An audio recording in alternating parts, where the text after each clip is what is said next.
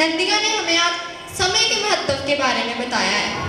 तो जैसे कि हम सबको पता है, हमें हर काम समय के अनुसार ही करना चाहिए। कोई भी काम, जिस काम को हमने कल के लिए छोड़ दिया वो तो समझ लो काम होगा ही नहीं।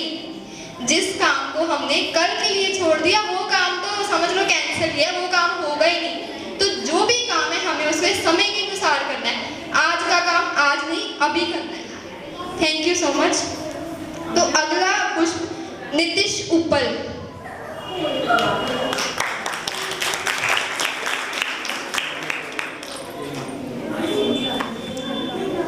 आज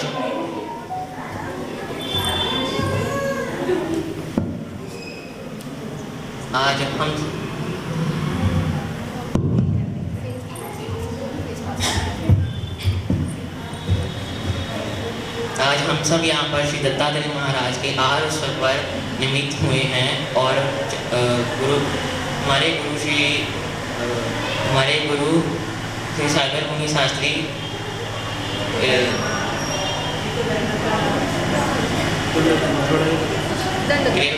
चलती व्याख्यामाला में निमित्त हुए हैं और ये हमारे श्री दत्तात्रेय महाराज के द्वारा हो रहा है। इसलिए मैं सबसे पहले उनको दंडवत प्रणाम करता हूँ और अपने गुरु जी को दंडवत प्रणाम करता हूँ। और हम अपनी जो यहाँ पर सब बैठे हुए हैं उनको जय श्री कृष्ण कहता हूँ। आज मैं आदम तीर्थ महाराज की आपको लीला सुनाने जा रहा हूँ।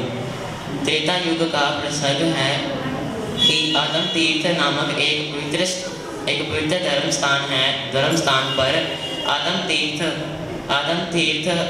ऋषि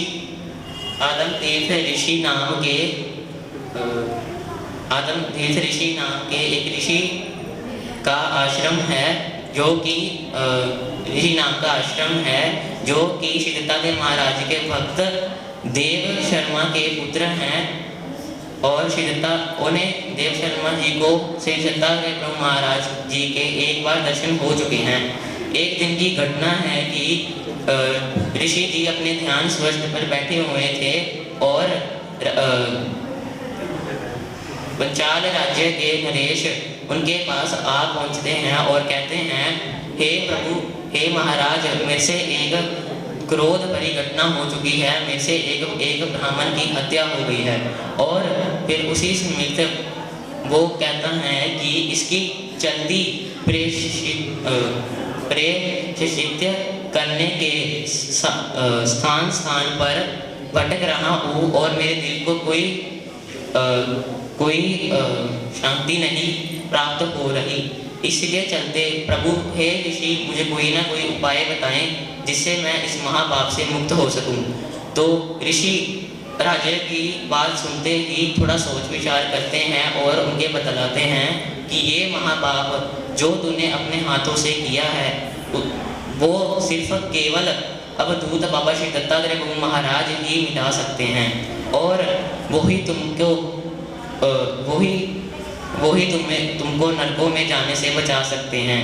और उसी दिन से राजा श्री दत्तात्रेय प्रभु महाराज की आराधना करनी शुरू कर देता है और दत्तात्रेय प्रभु महाराज का सिमरन करना शुरू कर देता है। उसी पश्चात श्री दत्तात्रेय प्रभु महाराज की दर्शन की याचना करने लगा कि वो कहता है कि एक बार मुझे अपने कृपा की एक झलक दिखाओ प्रभु। फिर उसकी राजा से प्रसन्न होकर श्री दत्तात्रेय महाराज उसको शीघ्र ही दिव्यांगर वेश में अपना दर्शन देते हैं। हाथों में दंडमंडल और साथ सेवा रूप में 4 कुत्ते और एक पीछे गाय खड़ी हुई थी। इसको देखकर राजा समझ जाता है कि ये कोई करुणाकारी स्वामी ही हो सकते हैं जो मेरे इस घटना के शीघ्र मेरे सामने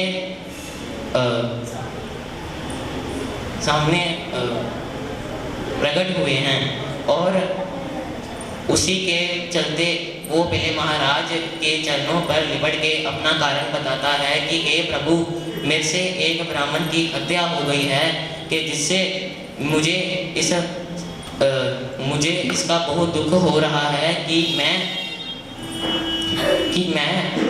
इस नरकों मुझे लगता है कि मुझे नरकों में जाना पड़ेगा, पर मैं नहीं जाना सकता, मुझे प्रभु इस नरकों में जाने से बचाएं। तो प्रभु महाराज उनको एक उपाय देते हैं कि मेरे लिए थोड़ा जल लेके आओ। तो वो उनके लिए थोड़ा जल लेने जाते हैं, और वैसे श्री दत्तात्रेय प्रभु महाराज उनको रोकते हैं और कहते हैं कि रुको, कहाँ जा रहे हो, धरती में बाँस लगाओ, यहाँ से ही जल मिलेगा। और उनके परम परमेश्वर श्री दत्तात्रेय प्रभु महाराज जी के भविष्य वो धरती में बाँस लगाते हैं और उन्हें जल मिलता है, और वो सीधा ही श्री दत्तात्रेय प्रभु महाराज जी के चरणों पर जा गिरता है। और जैसे ही श्री चरणों पर जल गिरता है और वो सीधा ही सलामत बन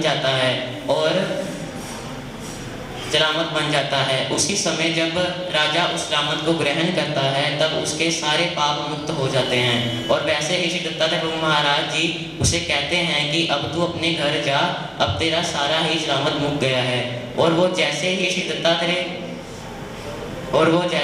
दत्तात्रेय प्रभु महाराज की ये मुख से बात सुनता है तो वो कुशल हो जाता है और अपने ऋषि श्री आत्म ऋषि के पास जाता है। तो वो भी दौड़े श्री दत्तात्रेय प्रभु महाराज जी के पास जाते हैं और उनके दर्शन करते हैं और कहते हैं, प्रभु आप यहाँ पर आए, ये एक महास्थान बन गया है। और वो श्री दत्तात्रेय प्रभु महाराज जी से एक वर मांगते हैं कि प्रभु आप मुझे एक वर दें कि जिससे आप रोज दोपहर को यहाँ पर भोजन करने के लिए आए इस संस्थान पर जिसका नाम पंचालेश्वर है। और प्रभु कुछ सोचे बिना ही उसको वर दे देते हैं कि मैं रोज ही यहाँ दोपहर पर भोजन करने के लिए आऊँगा। और प्रभु अब भी आते हैं। और जब प्रभु अब भी आते हैं, धन्यवाद।